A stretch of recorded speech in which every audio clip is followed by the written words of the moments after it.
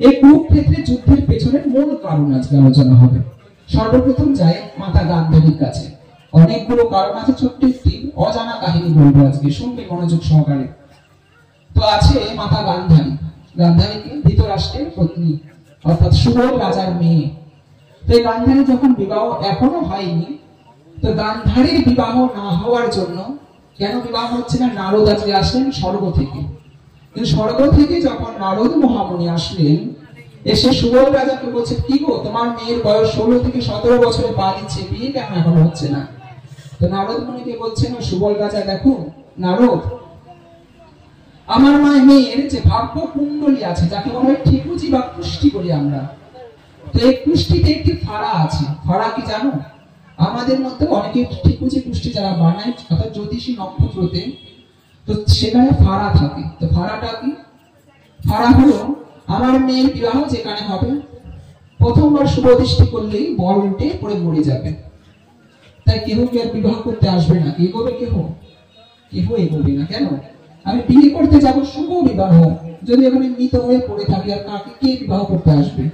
সেই ফাড়ার কারণে একে ধরবি একটু হয়। হরে কৃষ্ণ। তো এই ফাড়ার কারণে আজ কি হচ্ছে? আজ বিবাহটা হচ্ছে না। তো বিবাহ যখন হচ্ছে না, ঠিক তখন আজ নারদ মুনি বলছেন, তাহলে এর ফাড়া কি করে কাটবে? ফাড়া কাটবে প্রথম বিবাহ যখন যার সাথে হবে, তার সাথে শুভ দৃষ্টি হলে সে অন্তত মারা যাবে। তো সেই কারণে নারদ মহামুনি আজ একটি মনের মধ্যে একটি বাসনা আছে, তো শুধু প্রথম বিবাহ, তো বলছে হ্যাঁ শুধুমাত্র প্রথম বিবাহ। তাহলে এক কাজ করো, বাজার থেকে কি ছাগল কিনে আনো, পাঠা ছাগল। মাতা গান্ধারীর সাথে পাঠা ছাগলের বিবাহ দেওয়া হবে আজ। কেন? তো পাঠা ছাগলের সাথে যখন বিবাহ দেওয়া হবে, তো প্রথম বিবাহের পরে শুভ দৃষ্টি হবে, আর পাঠা ছাগল মরে যাবে, ফাড়াও তো কেটে যাবে। তো সেই কারণে আজ নারদ মহামুনি কি করলেন? বাজার থেকে একটি পাঠা ছাগল এনে মাতা গান্ধারীর সাথে বিবাহ দিলেন। তো যখন বিবাহ দিলেন, তখন কি হলেন? বিবাহ দেওয়ার পর শুভ দৃষ্টি করার পরে আজ ওই পাঠা ছাগলটি মারা গেল, আর ফাড়াও তার কেটে গেল। কিন্তু বিবাহ এখন যেহেতু ফাড়া কেটে গেছে, এখন মাতা গান্ধারীকে সবাই বিবাহ করতে পারবে। তো কিন্তু মানুষের বিধবা হলে না হয় বিবাহ করা যায়, কেউ যদি পাঠারে বিধবা হয় বিবাহ করতে কেউ চায় না, মানে ছাগলের বিধবা। তো মাতা গান্ধারীর প্রথম বিবাহ হয়েছিল কার সাথে? এটি ছাগলের সাথে। আর যখন ছাগলের সাথে প্রথম বিবাহ হয়েছিল, কেহ মাতা গান্ধারীকে পরের বার আর বিবাহ করতে আসে না। এই ঘটনা বশত খুঁজতে খুঁজতে খুঁজতে খুঁজতে এ দেখছে একজন পাঠার বিধবা, আর ওইদিকে দেখছেন একজন আছে যিনি হলেন অন্ধ, তার নাম কি? ধৃতরাষ্ট্র। দুজনে হ্যান্ডিক্যাপ। তো হ্যান্ডিক্যাপে বিবাহ দেওয়া যায়। তো সেই কারণে আজ কি করলেন? মাতা গান্ধারীর সাথে বিবাহ দিলেন সুবল রাজা, কার? ধৃতরাষ্ট্রের। ধৃতরাষ্ট্র সেই কথাটা জানতো না, মাতা গান্ধারীর প্রথম বিবাহ হয়েছিল ছাগলের সাথে। তো সেটা যেহেতু লুকিয়েছিল, ঠিক সেই কারণে কিছু বছর কেটে যাওয়ার পর সে কথাটা জানতে পারলো। সুবল রাজা আমাদের সাথে ধোঁকা দিয়েছে। কেমন? পাঠা ছাগলের সাথে মাতা গান্ধারীর বিবাহ হয়েছিল সেটা জানায়নি। তো সেই কারণে সুবল রাজাকে আজ গ্রেপ্তার, অর্থাৎ তাকে আটকালো, ধরে কালকুঠুরিতে প্রবেশ করলো। 100 সন্তান ছিল সুবল রাজার। তো 100 সন্তানকে প্রবেশ করালো কালকুঠুরিতে, আর সাজা ঘোষণা হলো প্রত্যেক দিন ওই 100 সন্তান সহ সুবল রাজাকে শুধুমাত্র এক থালা অন্ন বা ভাত দেওয়া হবে। কিন্তু এক থালা ভাত খেয়ে 100 জন যদি বেঁচে থাকে তো ভালো, আর না বেঁচে থাকলে মরেই তো যাবে। তো কিছু বছর যেতে যেতে ভাত দেওয়া শুরু করেছে। কিছুদিন যাওয়ার পর এখন কি খাবে ভাতের থালাটি? 100 সন্তান তো আর এক থালা সামান্য একটুখানি থালা ভাত খেয়ে বেঁচে থাকতে পারে না। তো সেই কারণে আজ সুবল রাজা বলছেন, আমাদের মধ্যে শুধু একজনই খাবে, আর সে যদি বেঁচে থাকে, সেই আজ এই কুরুক্ষেত্র হোক যুদ্ধ, সামনে কুরুক্ষেত্রের যুদ্ধ হবে, সেই দিন এই কুরুক্ষেত্রের যুদ্ধে আমাদের এই যে মারল 100 সন্তানকে, সুবল রাজার 100 সন্তানকে, সেই দিন যেন সে প্রতিশোধ নিতে পারে। তো 100 সন্তানের মধ্যে কে বেঁচে থাকবে? যে সব থেকে বুদ্ধিমান, সে সব থেকে আগে বেঁচে থাকবে। তো সেই কারণে সুবল রাজা পরীক্ষা করছেন, কি একটি হাড় দিয়েছেন, আর বলছেন 100 সন্তানের মধ্যে যে হাড়ের ভেতরে দিয়ে এই সুতোটা প্রবেশ করাতে পারবে, একমাত্র সে হবে আমাদের মধ্যে বুদ্ধিমান, সেই খাবে 100 থালা অন্ন। এই 100 থালা, অর্থাৎ 100 দিন দেবে, অর্থাৎ এই থালার অন্ন সেই অন্তত খেতে পারবে। তো তো 100 সন্তানের মধ্যে 99 সন্তানই ফেল করে গেল, কেউ হাড়ের ভিতর দিয়ে ওষুধও প্রবেশ করাতে পারে না। শেষে 100 সন্তানের মধ্যে সব থেকে ছোট সন্তান আসলো কে? শকুনি।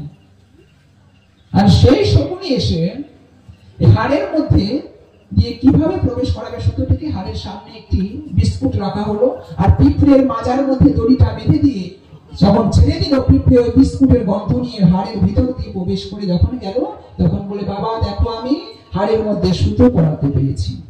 তার মানে কি, যতগুলো থালা ভাত দেবে সবে ভাত খাবে কে? এই শকুনি খাবে। 100 সন্তান মারা যাচ্ছে আস্তে আস্তে, সবাই মারা গেছে, আর প্রত্যেক দিন ভাত খেয়ে খেয়ে বেঁচে থাকে কে? ওই শকুনি। কেন? প্রতিশোধ নেওয়ার জন্য। এই কুরুক্ষেত্রের মাঠে যে যুদ্ধ হবে, তো যখন সুবল রাজাও সরল মানে একবারে শেষ অবস্থায়, তখন তাকে ফিরে আনা হলো গান্ধারীর কথাতে। তখন মাতা গান্ধারী বললো, বাবা বলো তোমার শেষ ইচ্ছা কি? যেন শকুনি তোর কাছে থাকে, আমার এটাই হলো শেষ ইচ্ছা। আচ্ছা ঠিক আছে বাবা। শকুনিকে ছেড়ে দেওয়া হলো। বাবার সমস্ত কার্য করার পরে বাবার পা থেকে দুটি হাড় খুলে নিয়ে আসা হলো। সেই হাড়টা দিয়ে কি বানিয়েছিল কুরুক্ষেত্রের যুদ্ধে? পাশা। যে পাশার মধ্যে দিয়ে, জুয়া খেলার মধ্য দিয়ে পুরো কুরুক্ষেত্র যুদ্ধটাই সমস্ত 100 ভাইকে নষ্ট করে দিয়েছিল শকুনি প্রতিশোধ নেওয়ার জন্য।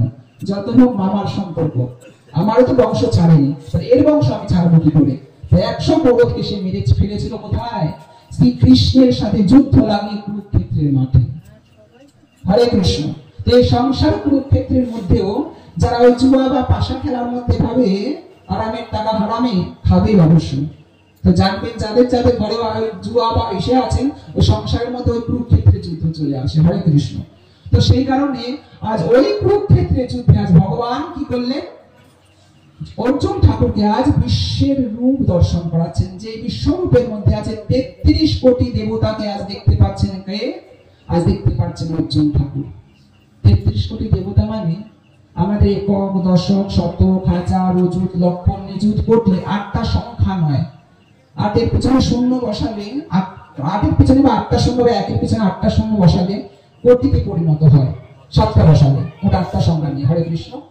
তো সেই কারণে সেই 33 কোটি, আমাদের হিন্দু ধর্মের মধ্যে সবাই বলে আমাদের নাকি 33 কোটি দেবতা। কোটি মানে হলো প্রকার। কেমন প্রকার? আমাদের 33 প্রকারের দেবতা। তার মধ্যে আছে দ্বাদশ আদিত্য, 11 রুদ্র। হিসাব রাখবেন, দ্বাদশ আদিত্য মানে 12টা আদিত্য, 11 রুদ্র মানে 11টা রুদ্র। তো 12 আর 11 কত হলো? 23।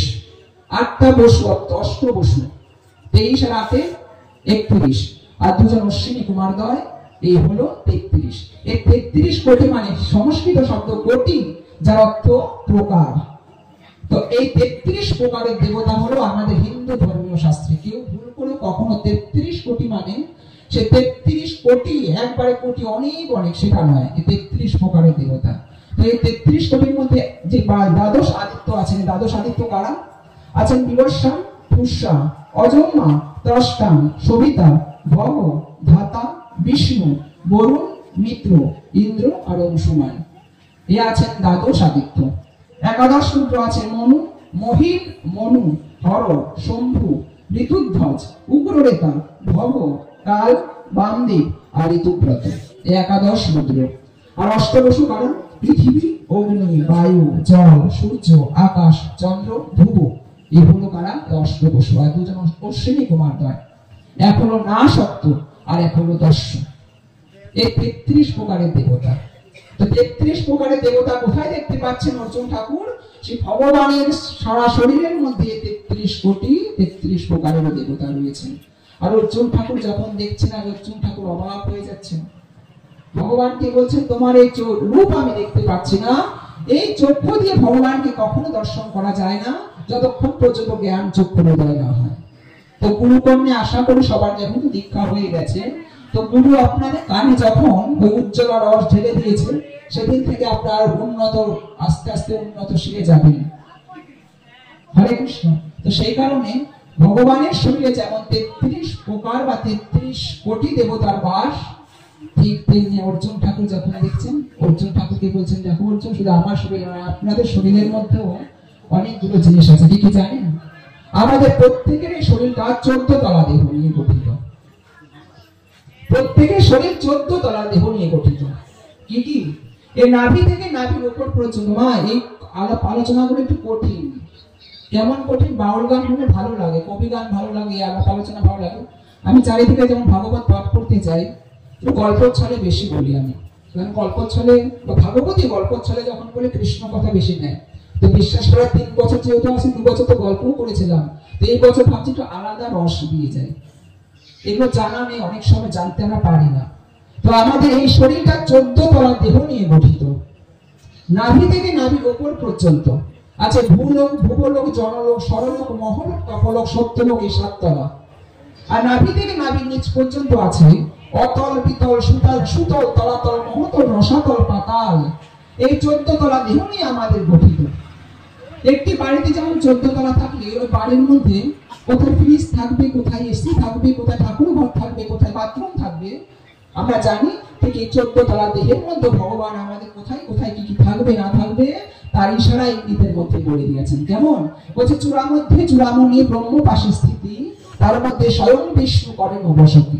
চক্ষুতে কালাচাঁদ করিতেছে ধ্যান, নাসিকাতে নিত্যানন্দ করে মধুপান।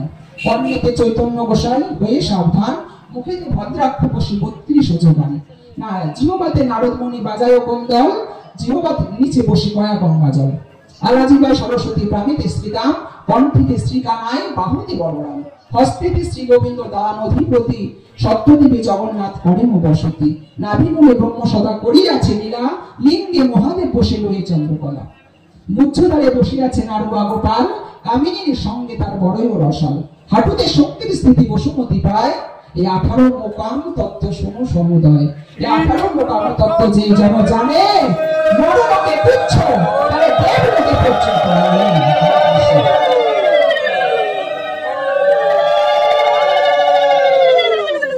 তাহলে 18 মোকাম দেহ আর 14 তলা ঘরটা এত সুন্দর করে বানিয়েছে। বলছেন যে কারিগরের বলি হারি, বলো বলো সেই মিস্ত্রির কোথায় ঘর, কে বানালো এমন ঘর, ধন্য কারিগর।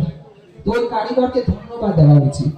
এত সুন্দর দেহটা পেয়ে যদি কৃষ্ণ সেবা না নিয়োজিত করতে পারি, আস্তে আস্তে অঙ্গ প্রত্যঙ্গ যেদিন থেকে বিকল্প অর্থাৎ বিরল হয়ে যাবে, সেদিন কিন্তু আর 18 মোকামের মধ্যেও তাকে আশ্রয় দেওয়া হবে না। হরে কৃষ্ণ। তো গীতায় কি বলছেন ভগবান? বলছে এই যে আমি তোমাকে 33 কোটি আমার মধ্যে দেখতে পাচ্ছ, এই ত্রিভুবনের মধ্যে সমস্ত কিছু আছে আমার মধ্যে অর্জুন। তো এটা মুনিও ধ্যানে বসে জানতে পারে না, যোগীও জানতে পারে না। জানো আমাকে পেতে গেলে কি লাগে? দেখেন ভগবান কি বলে, আমার কথা নয়। হে মহাবীর অর্জুন, শুধু এক মনে আমাকে ভক্তি করিলে আমার এই রূপ ভালো করিয়া জানতে পারবে। মনে সরলতা না থাকলে কিন্তু কখনো ভগবানকে জানা যায় না।